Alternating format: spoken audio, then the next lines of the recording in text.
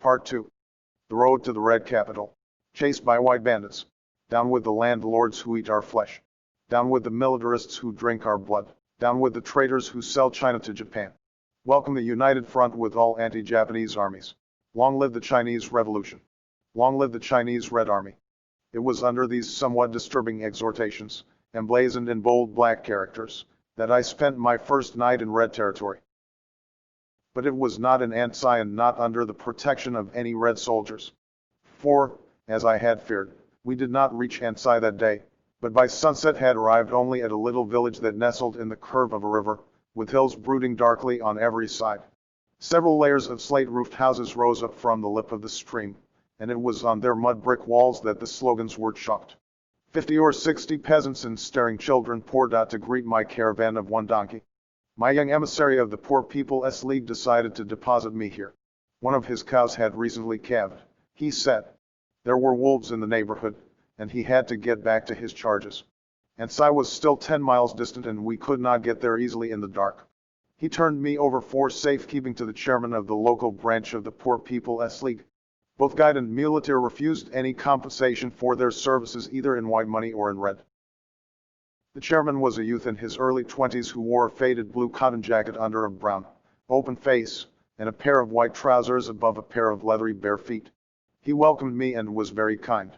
He offered me a room in the village meeting house, and had hot water brought to me, and a bowl of millet. But I declined the dark, evil-smelling room and petitioned for the use of 2 dismantled doors. Laying these on a couple of benches, I unrolled my blankets and made my bed in the open. It was a gorgeous night, with a clear sky spangled with northern stars, and the waters in a little fall below me murmured of peace and tranquility. Exhausted from the long walk, I fell asleep immediately. When I opened my eyes again, dawn was just breaking. The chairman was standing over me, shaking my shoulder. What is it? You had better leave a little early. There are bandits near here, and you ought to get to Ansai quickly. Bandits? He was not talking about Reds, he meant white bandits. I got up without further persuasion. I did not want anything to happen to me so ridiculous as being kidnapped by white bandits in Soviet China. White bandits were in the Kuomintang's terminology called Mentiyun, or People Escort, just as red bandits were in Soviet terminology called Yukai, roving bands, red partisans. In an effort to combat peasant uprisings, the Mentiyun forces had increasingly been organized by the Kuomintang. They functioned as an organic part of the Paochia system, an ancient method of controlling the peasantry which was now being widely imposed by both the Kuomintang in China and the Japanese in Manchukuo. Paochia literally means guaranteed armor. One chia consisted of approximately 10 families, with a headman supposedly elected but usually appointed by the local magistrate. One pao was made up of approximately 10 chia. The combined paochia was held collectively responsible to the district magistrate, Xin Cheng, a government appointee, for any offense committed by any member of the roughly 100 family unit. It was the chia headman's duty to report any rebel son in his group, otherwise he would be punished for any irregularity. By such means the Mongols and Manchus had pacified rural China, and it was not a popular means, especially among the poor. As a measure for preventing the organization of peasant protest, it was almost unbeatable. Since headmen of the paochia were nearly always rich farmers, landlords, pawnbrokers, or moneylenders most zealous of subjects, naturally they were not inclined to guarantee any tenant or debtor peasants of a rebellious turn of mind. Yet not to be guaranteed was a serious matter. An unguaranteed man could be thrown in jail on any pretext, as a suspicious character. This meant in effect that the whole peasantry was placed at the mercy of the gentry, who at any time could ruin a man by refusing to guarantee him. Among the functions of the paochia, and a very important one, was the collection of taxes for the maintenance of the Mentiyun, or militia. The Mentiyun was selected, organized, and commanded by the landlords and gentry. Its primary duties were to fight communism, to help collect rents and share crop debts, to collect loans and interest, and to support the local magistrates' efforts to gather in the taxes. Hence it happened that, when the Red Army occupied a territory, its first as well as its last enemy was the Mentiyun. For the Mentiyun had no base except in the landlords who paid them, and they lost that base when the Reds came in. Class war in China was best seen in the struggles between Mentiyun and Red partisans, for here very often was a direct armed conflict between landlords and their former tenants and debtors. Mentiyuan mercenaries numbered hundreds of thousands and were most important auxiliaries of the some 2 million, nominally anti-Red troops of China. Now, although there was a truce between the Red Army and the Kuomintang Army on this front, attacks by the Mentiyuan on the Red partisan brigades continued intermittently. In Shan, Rochai, and yet I had heard that many landlords who had fled to these cities were now financing or personally leading the white bandits to operate in the Soviet border districts. Taking advantage of the absence of the main Red forces, they made retaliatory raids into Red territory, burning and looting villages and killing peasants. Leaders were carried off to the white districts, where generous rewards were given for such Red captives by the landlords and white officers. Interested primarily in revenge and quick cash returns on their adventures, the Mentiyuan were credited with the most destructive work of the Red-White Wars. I, at any rate, had no wish to test out the white bandits' foreign policy on myself. Although my belongings were few, I feared that the little cash and clothing I had, together with my cameras, would prove prizes too tempting for them to overlook, if it required only the erasure of a lone foreign devil to possess them. After hastily swallowing some hot tea and wheat cakes, I set off with another guide and muleteer contributed by the chairman. For an hour we followed the bed of the stream, occasionally passing small cave villages, where heavy-furred dogs growled menacingly at me and child sentinels came out to demand our road pass. Then we reached a lovely pool of still water set in a natural basin hollowed from great rocks, and there I saw my first Red warrior.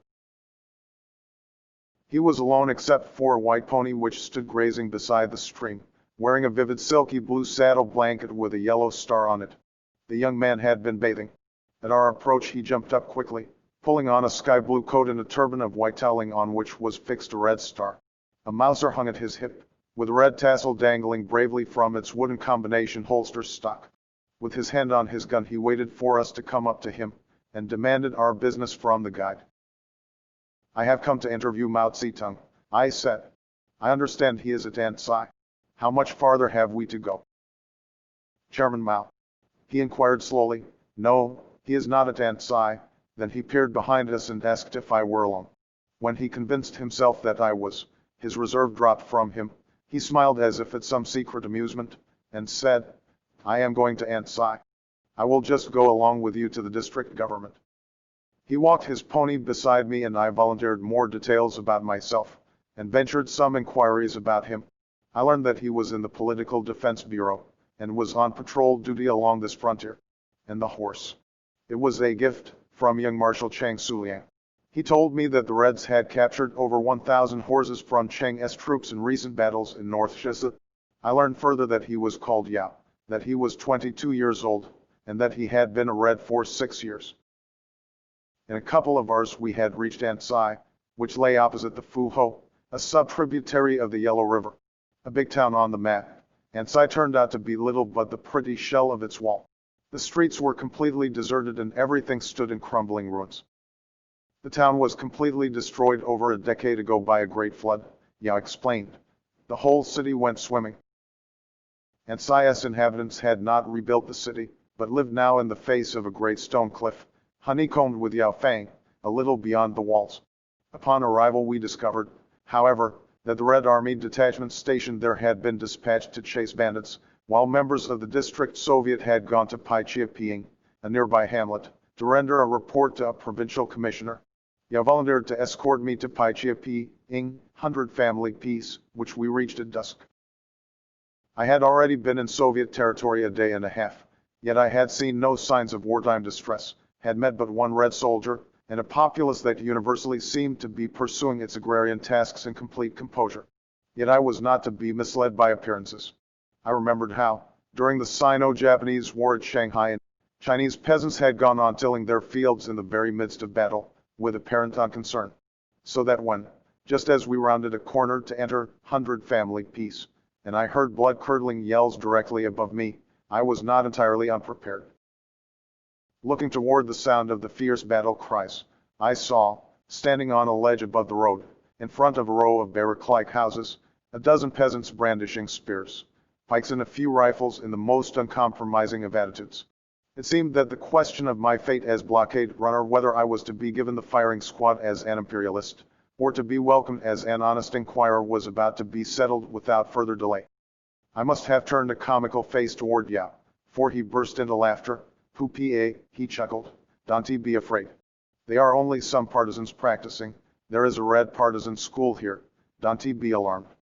Later on I learned that the curriculum for partisans included this rehearsal of ancient Chinese war cries, just as in the days of feudal tourneys described in one of Mao Zedong's favorite books, the Shut Hu Chuan. And having experienced a certain frigidity of spine as an unwitting subject of the technique, I could testify that it was still very effective in intimidating an enemy. I had just sat down and begun an interview with a Soviet functionary to whom Yao had introduced me in Pai Chia Ping, when a young commander, wearing a Sam Brown belt, stumbled up on a sweating horse and plunged to the ground. He looked curiously at me, and it was from him that I heard the full details of my own adventure. The new arrival was named Pian, and he was commandant of the anti-Red Guard. He announced that he had just returned from an encounter with a force of about 100 Mentiyun. A little peasant boy, a young vanguard, had run several miles and arrived almost exhausted at Ansai, to warn them that Mentiyun had invaded the district, and that their leader was a really white bandit, a foreign devil myself. I at once took a mounted detachment over a mountain shortcut, and in an hour we sighted the bandits. Pian recounted. They were following you, he pointed at me, only about 2 li behind.